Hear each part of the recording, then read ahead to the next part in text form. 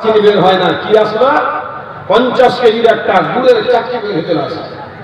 জিনিসটা Malia Nasim processing system সব আমার নবী বলে গেলেন, তোমার বাড়িতে যখন সন্তান জন্মগ্রহণ করে তুমি মালিক, তুমি প্রশাসন বিভাগ, তোমার কাছে তোমাকে আমি আল্লাহ রাব্বুল আলামিন রাতখানা অলংকার করে দিয়েছি।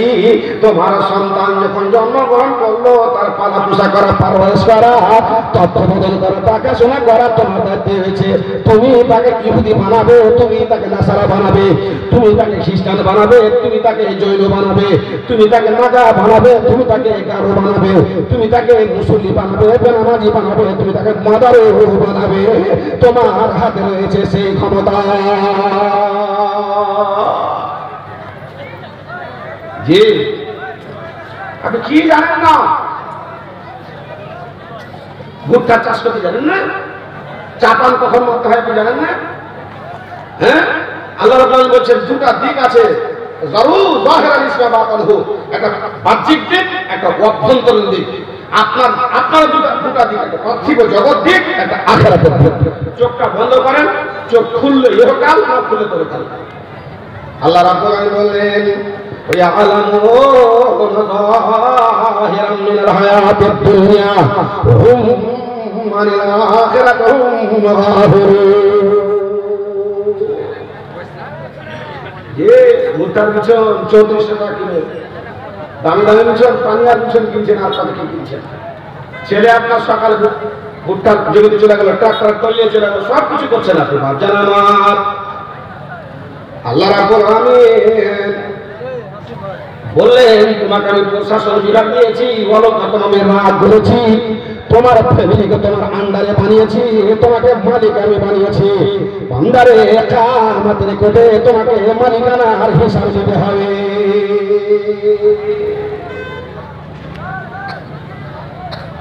আপনি দুনিয়াবি সব কিছু, আপনি চলাফেরা থেকে নিয়ে, লেনদেন থেকে নিয়ে সব কিছু আপনি জানলেন, নিয়ে করলেন। ওহুম আনিল আখিরাতি হুম গাফিলুন। দুয়ার হুম নিয়েছে,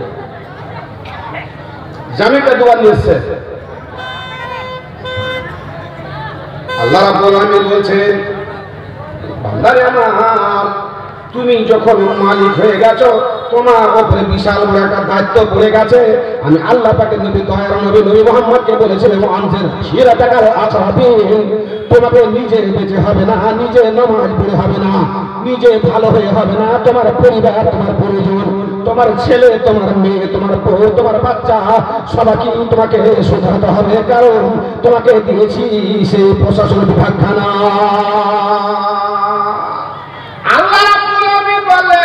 তুমি নিজে না আমাকে বাঁচাও, আর বাঁচার পরে করো কি?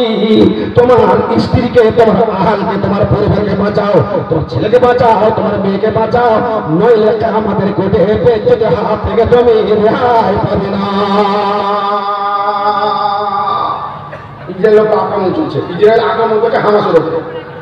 খবর শুনেছেন? এই করছে পৃথিবীর বুকে কিছু মানুষের আল্লাহর গজব নাজিল হয়, তার মধ্যে একটা গজব নাজিল হয় ইহুদির প্রতি। হযরত মুসা আলাইহিস সালাম তাওরাত আনতে চলে গেলেন, এখানে ইহুদি একে রেখে গেলেন হারুনকে নিজের ভাইয়ের কাছে, বাছুরের পূজা তৈরি করে পূজা আরম্ভ শুরু করে দিলেন। আল্লাহ রাব্বুল আলামিন নালাহুম আযাবুন রাব্বিহিম ওয়াসিলাতুন ফিল হায়াতিদ দুনিয়া। আল্লাহ রাব্বুল আলামিন ওই সামনের প্রতি গজব নাজিল করলেন। আপনার ইতিহাস বলবো না, আপনি ভেবেছেন একবার বাছুরের পূজা শুরু করে দিল স্বামীর, আল্লাহর পক্ষ থেকে গজব নাজিল শুরু হয়ে গেল। গজবটা কি জিনিস? এখন আল্লাহ রাব্বুল আলামিন তাকে চুলকানটা দিল, আর এমন বোখার আর এমন জ্বর আল্লাহ রাব্বুল আলামিন দিল, ও নিজে বলছে স্ত্রীকে আমাকে স্পর্শ করিও না, ভাই তুমি আমাকে স্পর্শ করিও না, আমার বন্ধু বা আত্মীয় স্বজন স্পর্শ করিও না, আমার গায়ে যে জ্বর, আমার গায়ে যে তাপমাত্রা, আমার গায়ে যে টেম্পারেচার তোমার গায়ে চলে যাবে। এইরকম আল্লাহ গজব দিয়েছে, গরু গেড়ার মতো চিল্লাচ্ছে। ভাবছেন কেন এই ব্যাপারটা কি শেষ করেছিল দেখেছেন আপনি?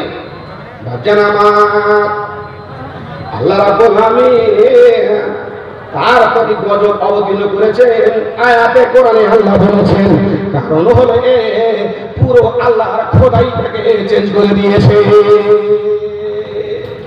বাছুরের মুখে হাওয়া যখন প্রবেশ হয়েছে, সং সং করে আওয়াজ বের হয়েছে, তখন সে বলছে হাযা ইলাহুকুম ইলাহু মূসা, এটাই হচ্ছে তোমাদের প্রভু, এটাই হচ্ছে তোমাদের খোদা।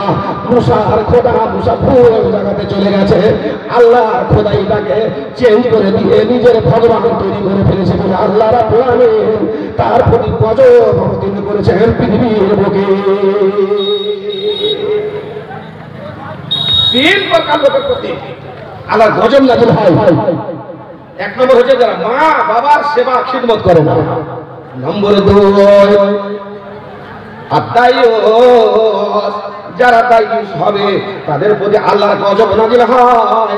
যারা দায়ুস হবে তারা জান্নাতে যাবে না। যারা দায়ুস হবে আল্লাহর রহমতের নজর তাকিয়ে দেখবেন না, বরকতের নজর তাকিয়ে দেখবেন না, পাক করবেন না, পবিত্র করবেন না, জান্নাতে দেওয়া দূরের কথা জান্নাতের সেখানা পর্যন্ত পাবে না, পাবে না, পাবে না।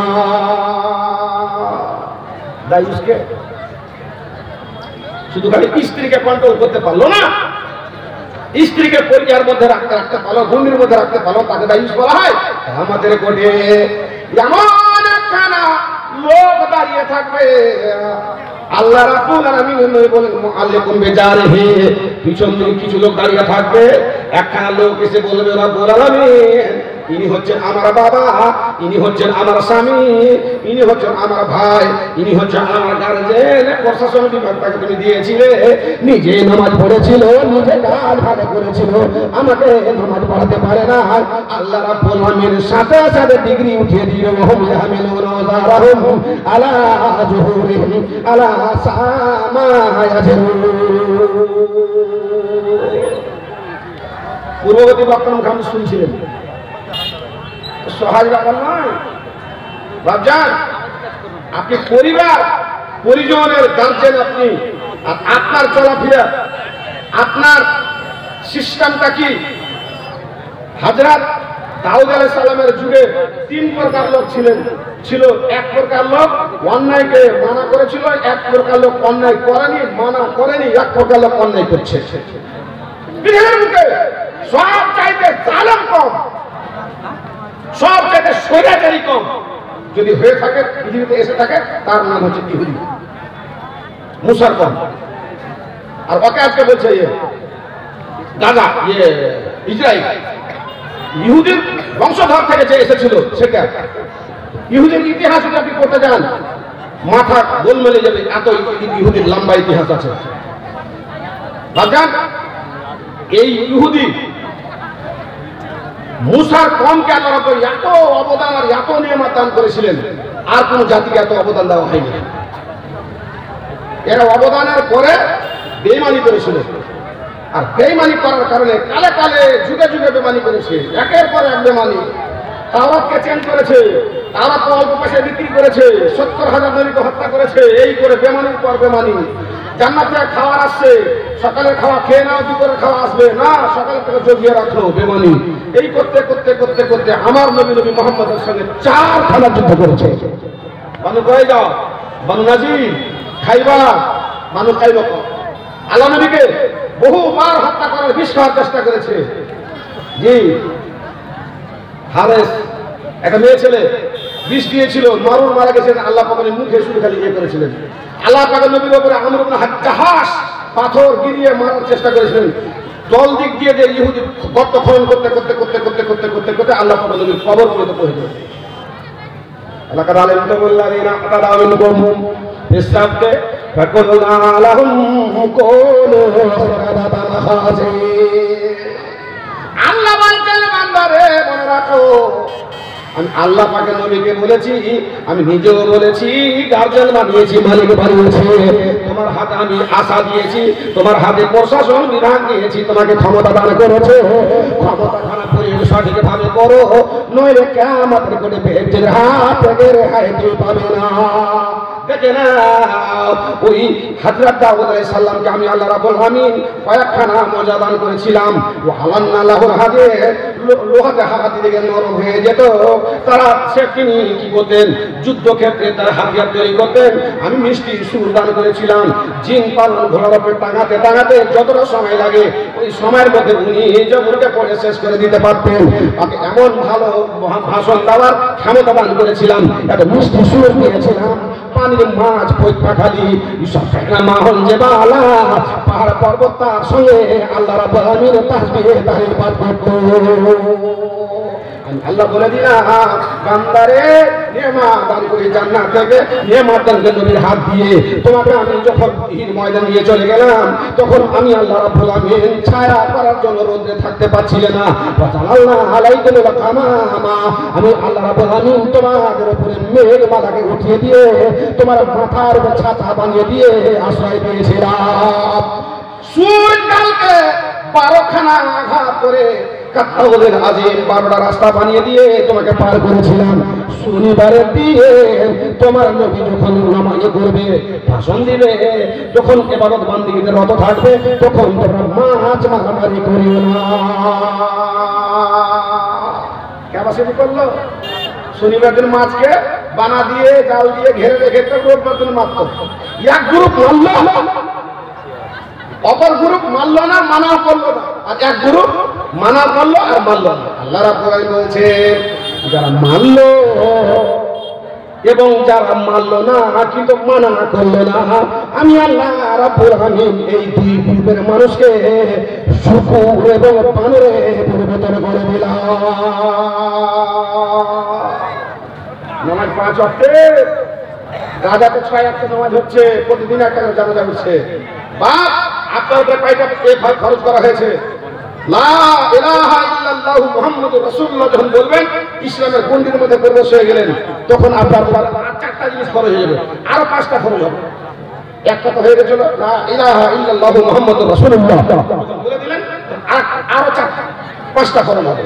এটা বাদে আরো 5টা খরচ হবে। নম্বর 1, লা ইলাহা ইল্লাল্লাহু মুহাম্মাদুর রাসূলুল্লাহ যখন বললেন 5খানা বিধান আপনার ফরজ। নম্বর 1 নামাজ প্রতিষ্ঠা করতে হবে। নম্বর 2 রোজা রাখতে হবে। নম্বর 3 ধনী যদি হন যাকাত দিতে হবে। নম্বর 4 যদি আপনি করেন কি ধনী হন চলে যেতে হবে হজের ময়দানে, হজ আদায় করতে হবে। 4খানা। আর একখানা আছে ফরজ দিবি। বাবা মা গার্জেন হিসাবে আপনি সেটাকে গুরুত্ব মনে করছেন না। আর একখানা ফরজ আছে কি আমরে বিল মারুফ ওয়া নাহি আনিল মুনকার। আপনি দেশকে করতে পারলেন না, গ্রামকে করতে পারলেন না, দেশ দেশান্তর হয়ে তাবলীগ করতে পারলেন না, কিন্তু আল্লাহ রাব্বুল আলামিন বাড়ির মালিক বানিয়েছেন আপনাকে, গার্জেন বানিয়েছে আপনাকে, 4খানা ছেলের মালিক বানিয়েছে, 4খানা মেয়ের মালিক বানিয়েছে। এই ছেলে মেয়ে আপনার আন্ডারে রয়েছে, বউ বাচ্চা আপনার আন্ডারে রয়েছে। এদেরকে নামাজ পড়ানো, ভালো কাজের আদেশ করা, মন্দ কাজ থেকে বিরত রাখা আপনার উপরে ফরজ রয়েছে।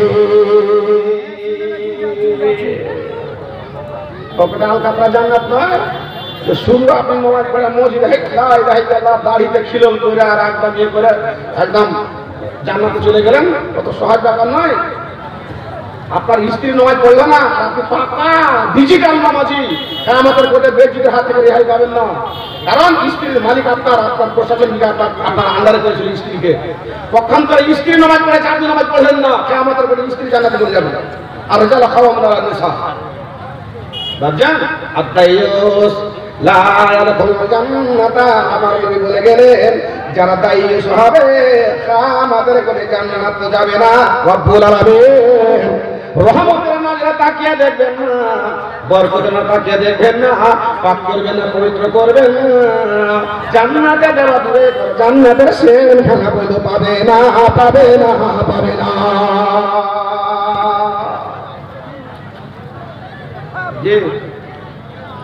আপনার বেটি ঘুরে বেড়াচ্ছে বেপরদা হয়ে, আপনার বেটি ঘুরে বেড়াচ্ছে ব্যাপারটা है স্ত্রী ঘুরে বেড়াচ্ছে ব্যাপারটা है आइयो मैं मतलब ना खाते के देखने वाली अफाली का बात 3-4 बार बात जी देखो जी আমার পিছনে আরো 5-7 খানা বক্তা আছে ফজরের পর আরেকটা বক্তা আছে কতন চালা করা বাংলা হিন্দু জানা একজন নওশিন আছে 57 নওশিন আছে মাদ্রাসা জালসা কালেকশন আমাকে করতে হবে বাপজান আপনার কুশোর থেকে চিনিও বের হলো কুশোর থেকে গুড় বের হলো আপনার বাড়ির ছেলেটা চিনি হবে না তো গুড় হবে মদাউ হবে বেনামাজি হবে আপনার হাতে হবে আপনি হচ্ছেন মেশিন মাদ্রাসা জালসা জি ভাইজান প্রাথমিক শিক্ষাটা মাদ্রাসা থেকে যদি আপনি না দিতে পারেন ছেলে মেয়েকে আর ছোট থেকে যদি তৈরি না করতে পারেন এমন একটা দিন আসবে মুরুষি জানা করে যাওয়া লাগা সব আসলে 7 বছরের নামাজের আদেশ 10 বছরের ফাজির উল্টামান গায়ের মোবারে ফোঁস করো তুমি সাপের মতন ওই যে সাপকে আল্লাহ ফোঁস দিয়েছে আর ফোঁস থেকে ও বেঁচে থাকছে মানুষ পাশে মিলতে পারে না বাচ্চা ছেলে পাশে মিলতে পারবে না আর ফোঁস যখন নামিয়ে দিলে তখন পাশে মিলে গিয়ে কল লাগে ঘষ খেতে আপনার কাছে ফোঁস দিয়েছে আল্লাহ রাগ মারতে হবে ফাজির গায়ের জারবান গায়ের মোবারে চাকর কিষানের মতো নয় আদবের মার মারতে আপনার ছেলেকে 10 বছর যদি পার হয়ে যায় ছেলেকে কন্ট্রোল করতে পারবেন না চুল কেটে আসবে তুমি মাথা চুল এই মনে উঠিয়ে দিয়েছে এটি কালো করে দিয়েছে কত কি করে দিয়েছে উপায় নাই আর ছেলেকে থামতে পারবেন না তো কি হবে অবস্থাটা তখন যেতে হবে নূহ আলাইহিস সালামের ঘটনাতে ব্যাটারে লোকটাকে চলায় স্ত্রীকে ডাকছে না করে চলায় আল্লাহ জালাইছেন না হালাকা তোমার পরিবার না এটা তোমার ঈমান আনেনি ছেলে তোমার উপর ঈমান আনেনি তোমাকে নবী বলে মানেনি ছেলে বলছে যদি পাহাড়ে যাবো আর ওখানে গিয়ে তোমার আল্লাহ যদি পাহাড়কে দোয়া করে আল্লাহ সামালাও মিন আমরিল্লাহ ওয়া হালা বাইনাহুমাল মাউত ফাকানা মিনাল মুগরাকিন আল্লাহ রাব্বুল আমিন স্ত্রীকে এবং ছেলেকে ডুবিয়ে দিয়েছে আল্লাহ রাব্বুল আমিন নবী নূহ আলাইহিস সালাম আলাম রাসূল দিনে দেখেছেন রাতে দেখেছেন দিনের আলোতে দেখেছেন দেখেছেন নির্জনে দেখেছেন আল্লাহ রাব্বুল আমিন বললেন একা একা দেখেছি দলবদ্ধভাবে দেখেছি 80-85টা লোক ছাড়া আর ঈমান আনতে পারলাম না সৌভাগ্যের ব্যাপার নয় দুর্ভাগ্যের বিষয় হলো আমার নিজের সন্তান পুরুষ জাতকের সন্তান আমি যার পাশে 1-2 করে বহু দিন যাবৎ ঘুমিয়েছি আমার সাগর সৃজন মানিক আমার অর্ধাঙ্গিনী তাকে পৃথিবীর মধ্যে সবচেয়ে বড় উপভোগের মাল আর দুনিয়া কুল্লাহা মাতা ওয়া খায়রু মাতা'আদ দুনিয়া আল-মারাতুস সালিহা বলা হয়েছে তাকে আমি হেদায়েত করতে পারি না বারবার যেমন কেমন করবে বিজন্য অনেকটি বক্তা আছে শেষে যেতে পারবো না আমি কালেকশনের বক্তা কথা সংক্ষিপ্তে আপনার পরিবারকে কন্ট্রোল করার দায়িত্ব আপনার উপরে আপনি কন্ট্রোল যদি না করতে পারেন তাহলে খাসারা দুনিয়া ওয়ালা আখিরাত যালাকা হক খুসরান মুবিন ফামান জুহিজানিন নার ও উদখিলা জান্নাতা ফাকাদ ফাযা ফাওজান আযীমা বাজান আমার আপনি কি মনে করছেন যে আমি সাকসেসফুল 1 বিঘা জমি লাগিয়েছি 30 বিঘা ভুট্টা লাগিয়েছি জিসিপি দিয়েছি ট্রাক্টর টলি নিয়েছি বিভিন্ন রকমের করে বাড়ি গাড়ি সব করে আমার জীবন ধন্য ছিল একা ধন্য বলা হয় আপনি আপনার বাড়িকে আপনার ছেলে মেয়ে পরিবারের বাড়িকে জুহিজানিন নার জাহান্নামের আগুন থেকে যদি বাঁচিয়ে নিতে পারেন তাহলে পরে আপনার জীবন ধন্য আমার হাম্মালের কাছে এসে বলছেন হুজুর একটা ফতোয়া দেন কি ফতোয়া আমার ছোট্ট ছেলে আমার স্বামীকে আমার জামাইকে আমার বেটিকে আমার কলেজের মেয়েকে আমার ডাক্তার পড়ছে মেয়েটাকে সকালে আমি বিছান থেকে ফজর নামাজে উঠাতে পারি না আমাদের হাম্মাল বলছে ঠিক আছে ইফতারি কালাম তো তালেকে আমাকে আগে ফতোয়া দাও তোমাকে ফতোয়া দাও আগে হুজুর আমি কি ফতোয়া দিতে পারো মেয়ে ছেলে মানুষ আমি তো ফতোয়া দিচ্ছি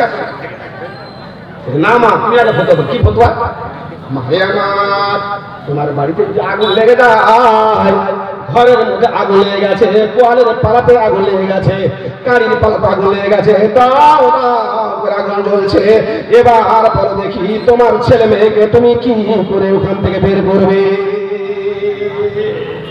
মেয়েটা বলছে হুজুর হুজুর এটা কোন কথা হলো চলছে চালু গালিয়েছি ফোন থেকে নিয়েছি বেশ পাঠিয়ে এসছে হ্যাঁ দিতে পারেননি আমাকে দিবেন তো দিন দিয়ে দেবেন বেশ হয়েছে বললেন না ফোন থেকে মা বোনদের কাছে এত দিয়ে এসছে এখান থেকে কিছু আসবে কিছু একটা চাদর ঘুরেন ঘুরে এই করবেন তারপর একটা উর্দু বক্তা আসবে তারপর বাঙালি বক্তা আসবে লাস্টে আপনার যে যার কাছে আছে সব দিয়ে মাদ্রাসাতে জমি জমা টাকা পয়সা পকেটে আছে সব দিয়ে দিবেন দিয়ে বাস বাড়ি তো মৌলানা মুদ্দুম সাহেব পরে জনাব সাহেব মেরাজ রব্বানী সাহেব আসছেন। আধ ঘন্টা 15 ঘন্টা পরে পরে তিনি আসছেন, যার জন্য আপনারা বসে আছেন যে মেরাজ রব্বানী সাহেবের বক্তব্য শুনব। তিনি শুধুই কোরআন এবং হাদিস থেকে বক্তব্য রাখবেন। মেরাজ রব্বানী সাহেব একটা ধৈর্য ধরে মেরাজ রব্বানী সাহেব।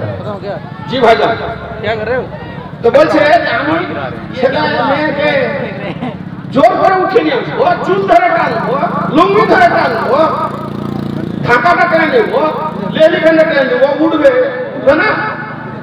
আমাদের হামদাল বলছেন মারি আমার পার্থিব জগতের আগুন থেকে যদি তোমার এত ভয় হয়, যে আগুনকে 70 গুণ টেম্পারেচার কমানো দিয়ে পৃথিবীর বুকে পাঠানো হয়েছে। আল্লাহ পাক রব্বুল আমিনের কাছে আগুন 1000 বছর ধরে জ্বালানো হলো, রং চেঞ্জ হয়ে গেল, আবার 1000 বছর ধরে জ্বালানো হলো, আবার রং চেঞ্জ হয়ে গেল। 3000 বছরের পর জ্বালিয়ে তাকে দাও দাও করে জ্বলছে। তাহাতারে কোন ওখানে তোমার ছেলে মেয়ে নামাজ পড়ে না ঘুমিয়ে থাকলো, ওই আগুনে আল্লাহ রাব্বুল আমিন জ্বালাবে। ওই আগুন থেকে তোমার ভয় হলো না, তুমি আগুনের ভয়ে তোমার ছেলে মেয়েকে তুমি উঠাতে পারলে না। যে নামাজ রোজা হজ যাকাত কলেমার পরে আপনার উপরে ফরজ আছে যে আপনার ছেলে মেয়েকে নামাজি বানাতে হবে, এটা আপনার কর্তব্য। মা বোনদের কাছ থেকে দান এসছে, ওই দানের আমি একটু দোয়া দেবো, আর আপনাদের কাছে কিছু আমি দান দেবো। मेराज रब्बानी साहब तशरीफ ला रहे हैं। जो लोग रोड पर खड़े हैं वो रोड को खाली कीजिए, और जो ट्रैफिक वाले हैं, ये जो बाइक में बहुत ज्यादा हॉर्न देते हुए निकलते हैं, अगर आप लोग रोड को खाली कर दीजिएगा, जाने वाले को कोई रोक नहीं सकता है। वो आ ही रहे हैं बिल्कुल, वो बस 2 मिनट के अंदर पहुंच जाएंगे स्टेज पर। आप हजरात की जिम्मेदारी है कि रोड को खाली कर दीजिए। মা বোনের টাকা দিবে, সে টাকা ভরতেছেন 5-7 হাজার, মাশাআল্লাহ, আলহামদুলিল্লাহ, বারাকাল্লাহ। মা বোনের পক্ষ থেকে 5,000 টাকা এসেছিল, ব্যাগের মধ্যে ঢুকিয়ে দেওয়া হয়েছে। এখানে কিছু টাকা আছে। এখন আর মেরাজ রব্বানী সাহেবের পরে আর একজন বক্তা আছে, আরো 2-3 জন বক্তা আছে। দেখেন তো উনি চলে আসছেন, উনি আসলেই আমি ছেড়ে দেবো। টাইমের ব্যাপারটা আছে। আল্লাহর ওয়াস্তে মাদ্রাসার জন্য এই মাদ্রাসাতে তৈরি হয় কি, ছেলে তৈরি হয় এই মাদ্রাসাতে, তৈরি হয় কি একটা প্রোডাক্ট তৈরি হয়, যে প্রোডাক্টটার নাম হচ্ছে এই আলেম, এই প্রোডাক্টটার নাম হচ্ছে হাফেজ। এই প্রোডাক্ট তৈরি করার জন্য মাদ্রাসা খোলা হয়েছে, আর চান্দাতে চলে বছরে একবার জালসা হয়। জি ভাই আমার, আমি আপনাকে বলবো আল্লাহর ওয়াস্তে